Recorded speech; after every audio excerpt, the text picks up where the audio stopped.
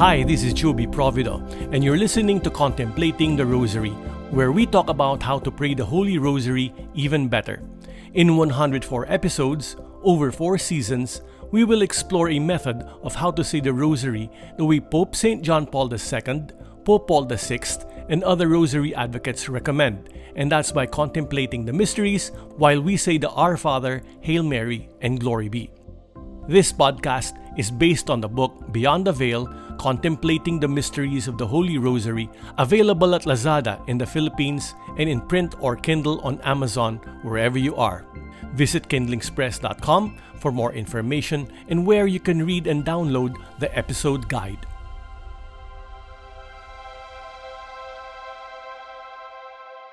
This is episode 68 of the series, the 15th episode of season 3. It's nice to have you back here listening in on how we can pray the Rosary the contemplative way. Today we'll be exploring the second sorrowful mystery, the scourging at the pillar. The theme for this episode is suffering with our Lord. Let's imagine the scene together. Pontius Pilate was desperate to get the crowd to forget about Jesus, so he offered Barabbas as a choice, but the people chose the murderer instead. The Roman soldiers then took Jesus to the inner courtyard and there stripped our Lord of his clothes. Then they strapped his hands to a broken stone pillar. His front is facing the pillar and he is bent so that his backside is elongated, producing a larger target area for the flagellators. The commander motions at the 2 soldiers who understood his gesture. In each of their hand is a flagrum. Each soldier holds it by a grip, which is like a cylindrical wooden rod covered in leather so that it can be gripped without slipping, very much like the handle of a tennis racket. It is about 12 inches long, and at the other end are 3 leather strands, each about 2 feet in length. At the end of each of these strands is a plumbate. These are lead weights that look like tiny barbells with spherical balls on both sides. Some of the balls have tiny hooks. One soldier takes his place on one side of our Lord, and the other soldier takes his place on the other. They both look at the commander waiting for his command. Once again, the commander nods his head ever so slightly, and once again the flagellators understand. The soldier on the right is first to raise his flagrum. He lifts it up his head and well beyond his back. His other hand is stretched out to act as a counterweight, and then he swings vigorously, aiming for the back of our Lord. As the leather strands fly through the air, and it makes a sound very much like that of a whip, and when the metal balls land on the back of our Lord, it makes a loud thud. Jesus flinches at the pain, and a soft sound of air instinctively comes out of his mouth. It sounds very much like air being forced out of an inflatable balloon. The swinging momentum of the soldier's arms has not yet stopped, so it continues in an arc, and along with it, the leather strands of his flagrum.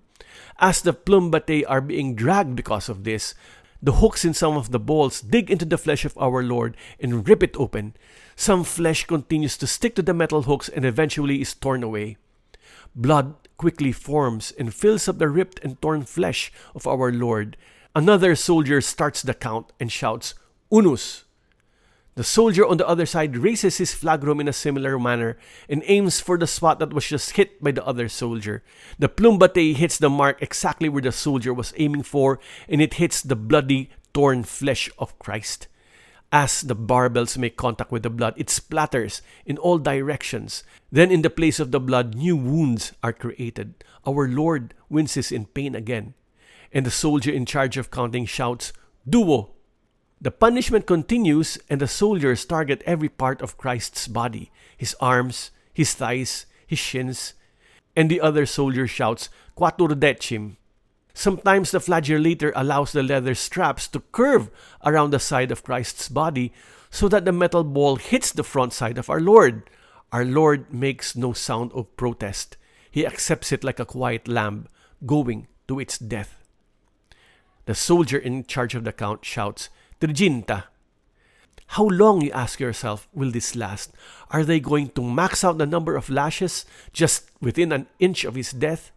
Since the Romans were aware of the Mosaic law that is applicable to Jesus, who is a Jew, they were working within this framework.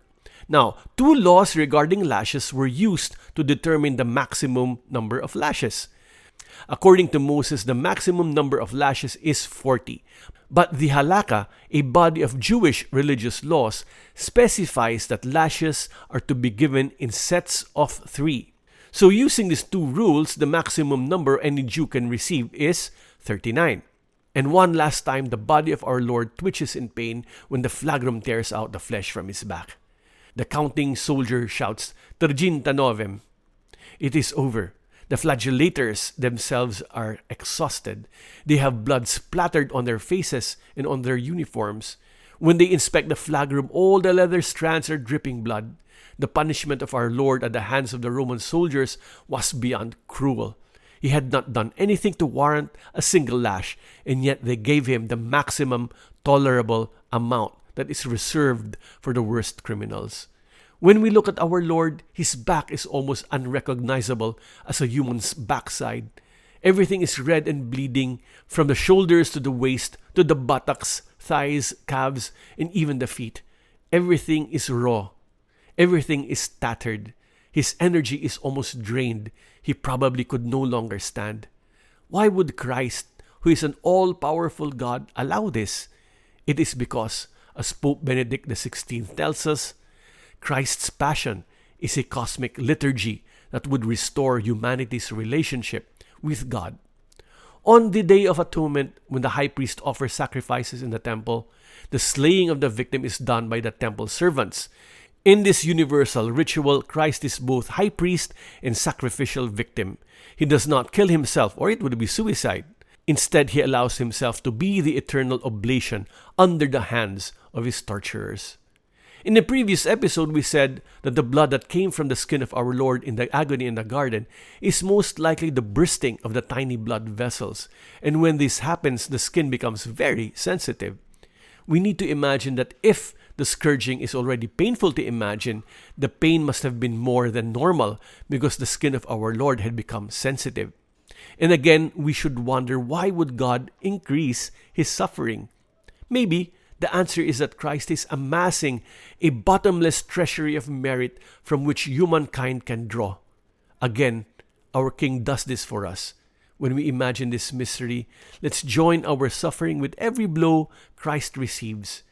Even if you cannot lessen the pain of our Lord, you can be with him, accompany him, and share his yoke, share his suffering, and at the same time, he puts himself in your yoke and shares your suffering. That's our episode for today. Don't forget to like this episode, click the subscribe button and the bell icon so you'll be notified when the next episode drops. As always, this podcast is brought to you by thecatholictalks.com and kindlingspress.com, where you can read more articles on the Catholic faith and find more books on Catholicism. This has been Joe B. Provido. I'll say goodbye for now, and please join me again next time when we can learn to pray the Rosary better. Bye-bye.